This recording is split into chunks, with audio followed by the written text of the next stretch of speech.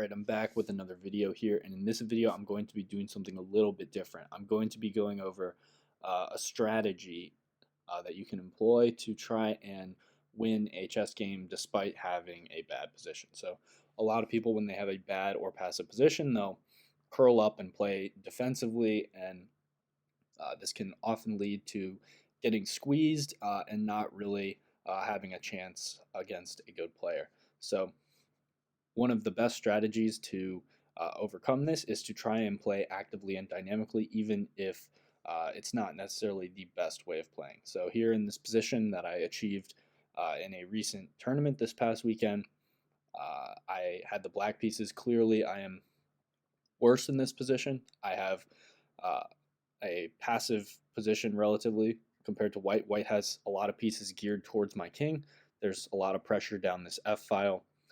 White has sacrifice ideas on h6. My rook is trapped in the corner, and my queen and other rook are on the back rank. This bishop is purely defensive. This bishop can't really move too much at the moment.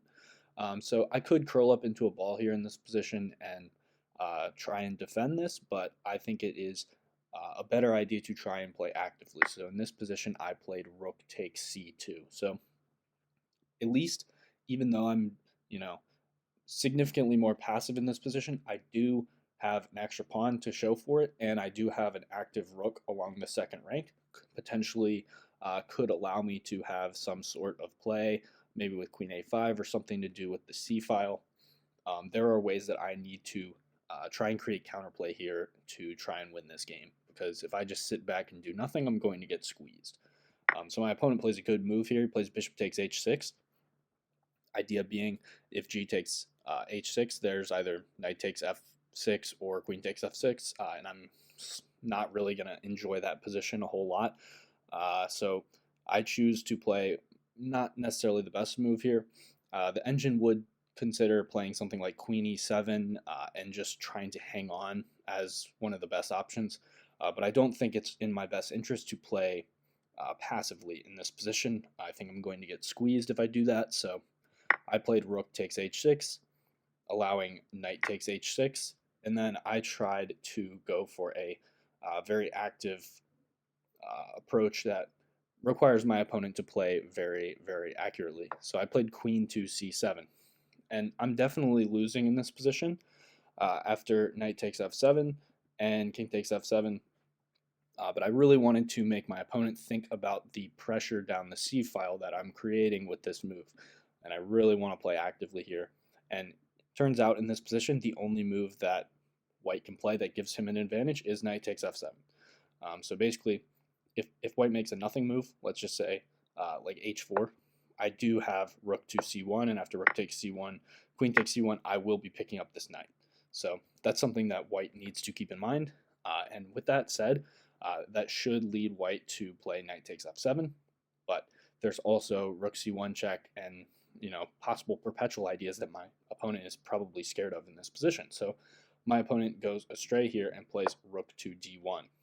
So this allows me to play very actively, and really the position is equal again due to this queen to c4 move. So this is really my saving grace in this position. Due to the fact that I played actively down the c file, I'm now threatening checkmate on e2. So white does not have time to play knight takes f7. And in this position, I highly recommend that white plays rook to e3. It's really the only move. So you stop checkmate and you also overprotect e4.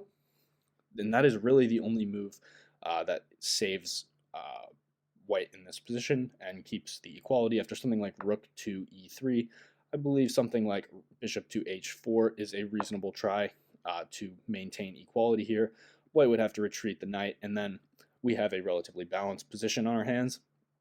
However, after queen to c4, which has the obvious threat of queen to e2, my opponent blunders and plays rook f to d3. So this unfortunately does not work due to the fact that now I can play g takes h6.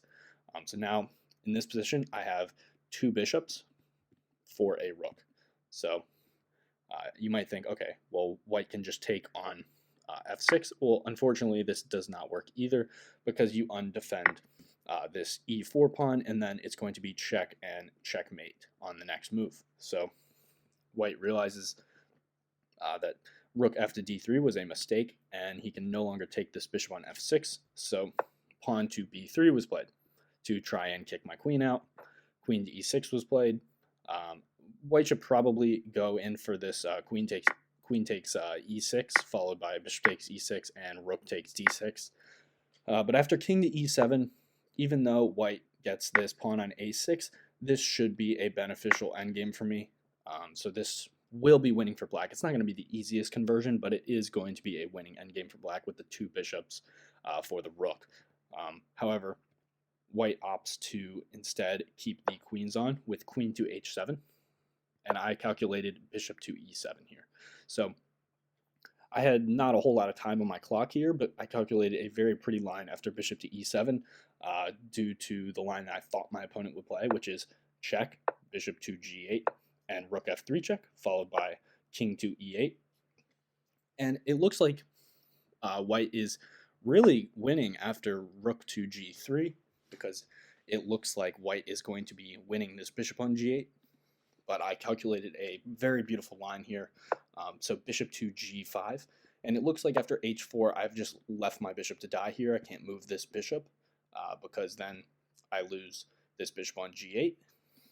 But I calculated a very beautiful line here. Queen to f7. So the idea is I say, I don't really care about this bishop on g5. I'm going to create even bigger threats. So I have a queen takes f2 checkmate threat here. So I've chosen to play very actively here, and queen takes f2 is a very serious threat that white has to deal with, and really the only way to deal with it is to play rook to g2. If you play something like f3, bishop takes h4 then works because you're skewering the rook to the king, so you can't really move this f-pawn, can't really defend the pawn any other way, so you have to play rook to g2. And in this position, I play yet another a very, very strong move here, queen to f3. So basically, I'm giving up this bishop on g8. This bishop on g5 is also hanging, but I'm creating some serious threats here. I'm checkmate threat on e2 here. I've also got queen takes g2 potentially, but obviously queen to e2 checkmate is the biggest threat. So I give up this bishop, and then I run with the king. So the only move here that stops the win for black here, the only move that white can try and prolong the game to stop this checkmate on e2 is rook takes d6. And this is a very critical moment in the game because I had about 1 minute on my clock and I had several moves. I had a few moves, about 2 moves until we hit time control. And the natural move here is obviously to just take this rook. So if you take this rook, believe it or not, after queen to d5 check, something like king to c7, queen takes e5, believe it or not, this is going to lead to a perpetual, and I unfortunately cannot escape the checks with my king here. So you might be thinking, okay, this rook takes d6 move obviously is working, but after rook takes d6, I play really a star move here. This is the move of the game, king to c7. So after king c7, white does not have any other checks, so you can't check on f7, you can't check on d8 because this bishop covers it. I'm still threatening checkmate on e2. If you check on g7, then I can take this rook because there's no queen d5 check in that case. So after king to c7, white has only one move, and it's to play rook d7 check. And the key moment here is that after rook d7 check, I can take the rook. So after king takes d7, queen d5 check, I run to c8. And then after several more, notice how here queen takes e5 is not going to be coming with check. So white tries several other checks. I run with the king over here. And then eventually I block with the bishop. And the checks have run out here after queen to d5 check and king f6. There are no more checks. And it's going to be winning for black here. White tries queen d1 to stop the mate, but unfortunately after queen c3 and rook c1, that's going to be the ballgame. So I really wanted to show this game just because it really highlights how important it is to sometimes play actively in positions where you might be worse. And although I definitely had a passive position early on, so if we go back to this position after queen to f5, my position is clearly worse here, but I really wanted to create some counterplay. I mean, I have the option of playing something like queen e7 and going completely passive, but I just don't think I'm ever going to have any winning chances if I don't try and play actively here. And just one wrong move, and unfortunately, White lets the game slip with rook to d1, and then I get some serious counterplay with queen c4. So when you have a worse or passive position, you really need to look for ways to play dynamically, play actively, if you're really trying to win, and don't just curl up into a ball. I mean, there are some cases where that is a good strategy, but there are definitely a lot of cases where you need to play dynamically if you want to try and get a win. So that's going to be all for this video, and I will see you guys next time.